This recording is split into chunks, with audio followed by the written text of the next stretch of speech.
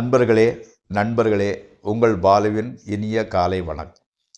இன்று 25/1/2024, அதாவது தை மாதம் 11ஆம் தேதி, வியாழக்கிழமை, பௌர்ணமி திதி. நட்சத்திரம் புனர்பூசம் காலை 8:15, அதற்கு மேல் பூச நட்சத்திரம். இன்று சந்தன கலர் அல்லது மஞ்சள் நிற சட்டை துணி அணிவது நல்லது. அதே மாதிரி கீரை அல்லது எள்ளு சம்பந்தப்பட்ட உணவுப் பொருட்களை எடுத்துக்கொள்ள மிகவும் நன்று. இன்றைய நேரம், அதாவது ராகு காலம் மத்தியானம் 1லிருந்து 3 வரை, யமகண்டம் காலை 6லிருந்து 7:30 வரை, சந்திராஷ்டிரமம் தனுசு ராசிக்காரர்களுக்கு நடக்கும். இப்பொழுது 12 ராசிகளுக்கு முன்னான பலன்களை நோக்கி செல்வோமாக.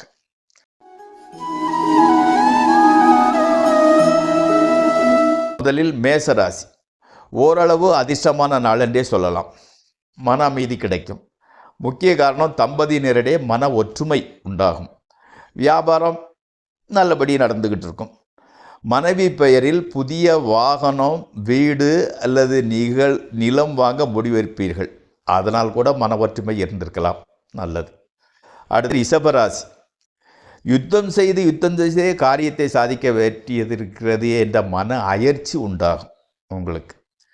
மலேசியா, அரேபியன் கண்ட்ரிஸ் முதலிய இடங்களிலிருந்து வர வேண்டிய பணம் அதிக அளவில் வந்து சேரும். ஆரோக்கியம், தாய்க்கு சின்ன அளவில் பிரச்சனைகள் உருவாகும். மாணவர்களுக்கு கல்வியில் அக்கறை அதிகரிக்கும். மாணவர்கள் கல்வியில் நல்ல முன்னேற்றம், நல்ல மதிக்கப்படக்கூடிய, பாராட்டப்பட வேண்டிய விஷயம். அடுத்து மிதுன ராசி. இனிக்க பேசி காரியத்தை சாதித்துக் கொள்வீர்கள். தொழிலில் திருப்தி. த்ரோட் இன்ஃபெக்ஷன், காய்ச்சல் சம்பந்தப்பட்ட சிறு அசௌகரிய நிகழ்ச்சிகள் வந்து நேரும். அதனால் பெரிய பாதிப்புகள் இல்லை. ஆனால் பெரியவங்க பேச்சை கேட்காதனால தான் இந்த மாதிரிலாம் பிரச்சனை வருதுன்னு உங்களோட அப்பா குத்தி காட்டிக்கிட்டு இருப்பார். அதை தவிர வேறு ஒரு பிரச்சனையும் இல்லை. கடகராசி. மிகவும் ஆக்டிவாக இருப்பீர்கள். மனைவியை தவிர எல்லோரிடமும் நல்ல பெயர் வாங்கிக் கொள்வீர்கள். வயதான பெண்மணியிடம் ஆசீர்வாதம் வாங்க நன்று. வீடு, நிலம், வாகனம் போன்றவற்றிலிருந்து வரக்கூடிய வருமானம் சற்று குறையும். நேரத்திற்கு சாப்பிட்டு விடுங்கள். அதாவது உங்களுக்கு அஷ்டமசனி நடப்பதால் எக்ஸசைஸ் செய்வது, டயத்துக்கு சாப்பிட்றது, இதெல்லாம் பெர்ஃபெக்ஷனாக இருங்க. அப்போ உங்களுக்கு சின்ன இன்ஃபெக்ஷன், சின்ன பிரச்சனைகள்லாம் வராது. சிம்மராசி. பெண்களுக்கு அடிவயிற்று உபாதையும், ஆண்களுக்கு பூச்சிக்கடி அல்லது கேஸ்ட்ரிக் ப்ராப்ளமும் உண்டாகும். நையாண்டி பேச்சு என்பது உங்களுக்கு கைவந்த கலை. அதை குறைத்து கொள்ளுங்கள். வீண் அலைச்சல். அதே சமயத்தில் நல்ல தூக்கம் என்பது இந்த மாதிரி சிக்கட்டான சூழலையும் அது உங்களுக்கு ஒரு வரப்பிரசாதம். நல்லா தூங்குவீர்கள். அதனோட இன்றைய பலன் அந்த அளவில் கொஞ்சம் மகிழ்ச்சி, கொஞ்சம் பிரச்சனையோடு முடிந்துவிடும். அடுத்து கன்னியாராசி. உங்கள் எதிரிகள் வயிற்றத்தில் படக்கூடிய அளவுக்கு உங்களது முன்னேற்றம் நன்கு அமையும். சிறு குழந்தைகளை பாட்டு, மியூசிக்கு, ஸ்விம்மிங் போன்ற கலைகள் கற்றுக் கொடுக்க சேர்த்து விடுவீர்கள். வரக்கூடிய லாபத்தை மியூச்சுவல் ஃபண்ட் போன்ற இதுகளில் இன்வெஸ்ட் பண்ணுவீர்கள். அது உங்களுக்கு நன்மையை பயக்கும். ஆமாம். புதிய ஏதாவது ஒரு கோர்ஸோ அல்லது கலையோ இல்லை ஜோதிடம், இந்த மாதிரி எதுவும் கற்றுக்கொள்வதற்கு உங்களுக்கு எண்ணம் வரும். ஓகே, நன்று. அடுத்து துளாராசி. பெரியோர்களின் ஆசீர்வாதம் உங்களுக்கு நன்மை பயக்கும். வியாபாரத்தில் கூட நல்ல திருப்தியான போக்கே நடக்கும். உங்களது வியாபாரத்தில் உங்களது குலதெய்வத்தை ஒரு பார்ட்னராக சேர்த்து கொண்டால் உங்களது வியாபாரம் இன்னும் நல்ல வழி பயணிக்கும். காலில் எதையாவது காலை நீங்கள் இடிச்சுக்கிட்டு அதனால் கொஞ்சம் அவஸ்தைப்படுவாங்க. அதனால் கொஞ்சம் பார்த்து நடந்துக்கிடுறது நல்லது. அடுத்து விருச்சிக ராசி. விருச்சிக ராசிகளுக்கு கனவுல பாம்பு உங்களை பயமுறுத்திக்கிட்டு இருக்கும். வியாபாரிகளுக்கு ஒரு எதிர்பார்த்த அளவு நல்ல லாபமும் வரும். மாணவர்களுக்கு கல்வியில் நல்ல முன்னேற்றம் கிடைக்கும். அதிக செலவுகள் இருக்கும். வருமானம் வரதுனால அது ஒன்றும் பெருசாக தெரியாது. கணவன் மனைவி அண்டர்ஸ்டாண்டிங் நல்லபடியாக இருக்கும். மிக முக்கியமான அதுதான். அதனால் இன்றைய பொழுது நல்ல பொழுதாகவே நடக்கும். அடுத்து தனுசு ராசி. மாணவர்களுக்கு சோசியல் ஸ்டடீஸில் நல்ல எதிர்பார்க்குறத விட நல்ல மார்க்கு வருது. அம்மாவிற்கு மருந்து செலவு வந்து கொஞ்சம் ஜாஸ்தியாகிட்டு இருக்கும்.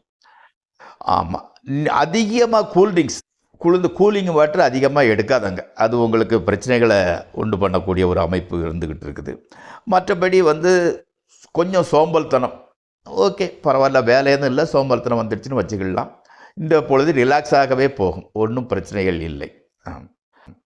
அடுத்து வந்து மகர ராசி. மனைவிக்கு இருமல், தும்பல், கொஞ்சம் சளி தொந்தரவு இருந்து கொண்டு இருக்கும். ஆமாம், துர்கா கோயிலுக்கு சென்று வர அது சரியாகிவிடும்.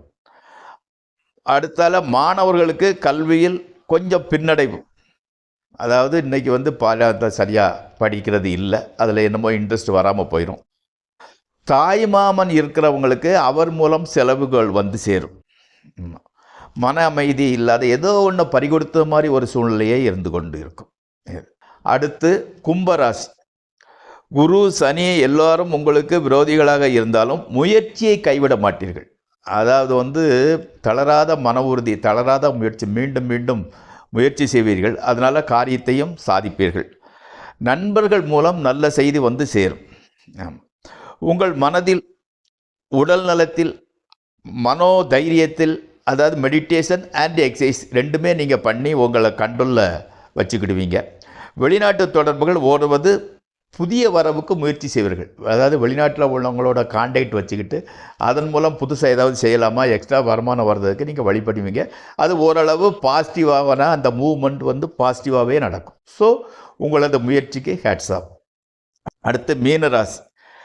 வீடு 7 சனி நடந்து கொண்டிருப்பதால் கொஞ்சம் தாமதமாகத்தான் எல்லாம் நடக்கும். இதை வந்து பக்தின் மூலம்தான் நீங்கள் ஜெயிக்க முடியும். அதனால் வந்து கோவிலுக்கு போகிறத இதாக வச்சுக்கோங்க. போட்டி பந்தயங்களில் நன்மை தரும். ஏதாவது சின்ன சின்ன விளையாட்டுகள், சின்ன சின்ன இதில் வந்து நீங்கள் ஜெயிப்பீங்க. ஈவன் வீட்டுக்குள்ளேயே குடும்பத்தில் உள்ளேயே சீட் விளாட்னா கூட அதில் நீங்கள் தான் ஜெயிப்பீங்க, ஜோக்கராக வந்து சேரும்.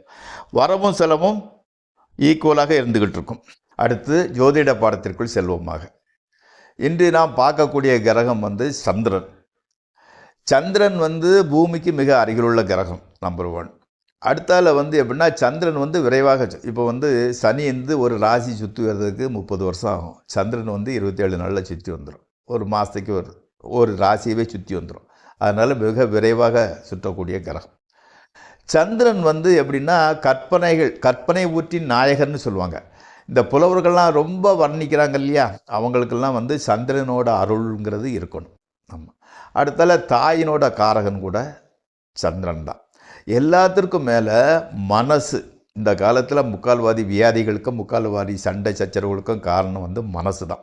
அந்த மனசை கண்ட்ரோல் பண்ணக்கூடியவர் வந்து சந்திரன் தான். இந்த சந்திரன் நல்ல ஒருத்தர் ஜாதகத்தில் பலமாக இருந்தால் அவர்களுக்கு வந்து தூக்கம் நல்லா வரும். ஏன் தூக்கம் வருதுன்னா, அவங்களுக்கு வந்து பொறாமை, துரோகம், வஞ்சகம் இதெல்லாம் இருக்காது.